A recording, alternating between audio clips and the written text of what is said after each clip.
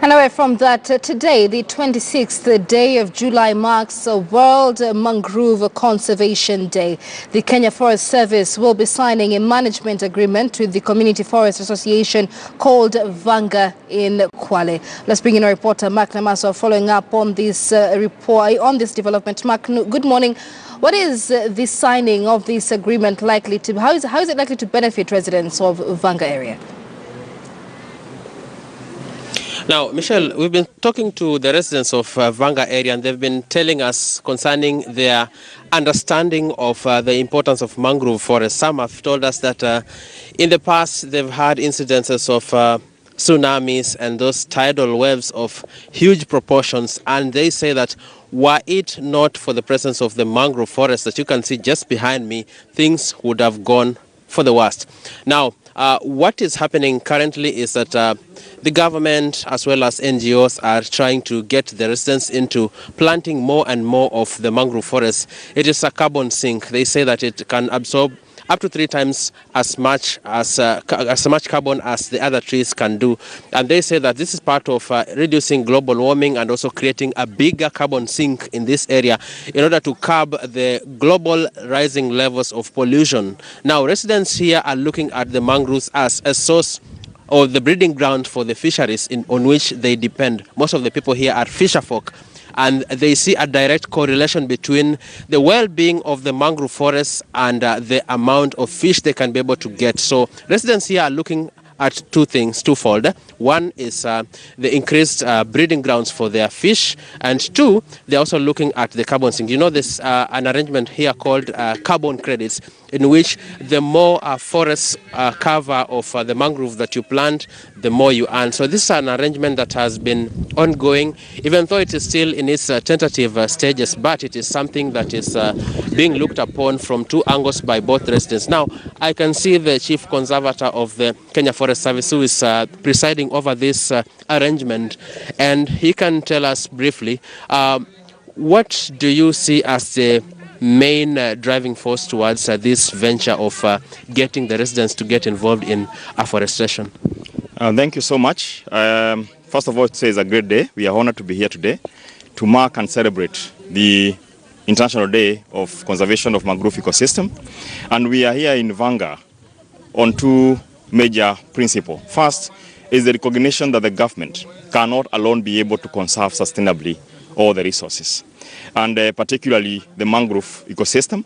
That is actually is threatened and has been, the rate of deforestation for mangrove is 5 times than the normal terrestrial. And therefore, through our own law, which is the Forest Conservation and Management Act, it requires us as Kenya Forest Service to formally engage with the community forest associations. And that engagement is informed by a participatory forest management plan, after which then you do a forest management agreement. So the plan for this area, which is around 4,400 hectares, has been developed. It brings together 3 community entities into one, called Vajiki Community Forest Association. And therefore today I come here, representing the Kenya Forest Service, to sign the forest management agreement, which then give the forest communities around this area a legal basis on how we can be able to engage together in co-management, and also for them to draw benefit as per the management plan. That's the main focus. And therefore it's very strategic because it comes at a day which coincides with the World Environment Day for conserving mangrove ecosystems. And that's very critical. And that's why we are all here as Kenya Forest Service, marking and leading the day in this country and joining the world together with UNESCO, who are basically where this day is vested in as a UN agency. And from 2005, this day has been celebrated. But for this year, it's the first year actually as Kenya Forest Service. We are leading and actually celebrating it. And this will continue because the coastline, lifeline, is hedged on how well we conserve our mangrove ecosystem. I think it's good to appreciate that the local communities around this area, 80% of the economy is based and hedged on fishery resources.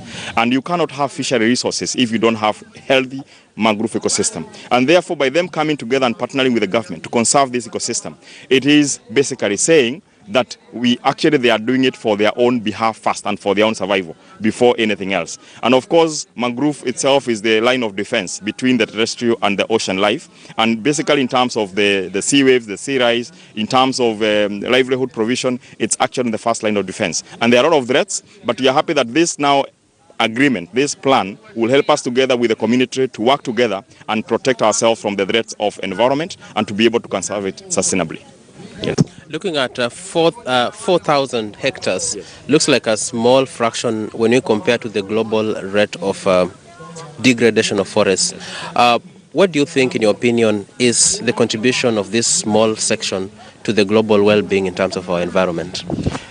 Basically, we look at it this way. The mangrove are basically found in about 5 counties on the coastline, starting from Lamu to Mombasa. In total, we have about 61,000 hectares of mangroves, but 24,000, which is about 40%, has been degraded.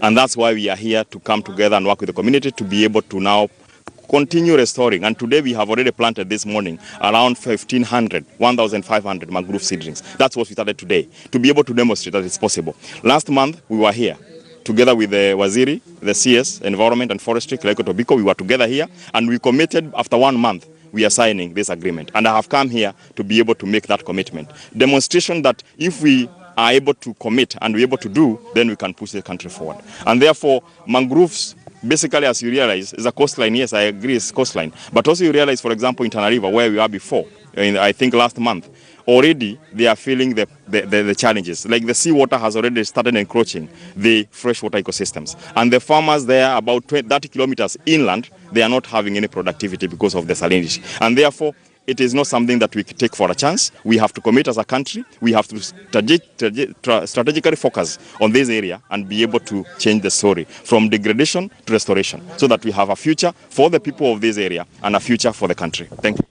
Thank you very much. That is Julius Kamau, the Chief Conservator of Forests in Kenya, outlining the strategies that they're putting in place here in Vanga and also across Kenya in terms of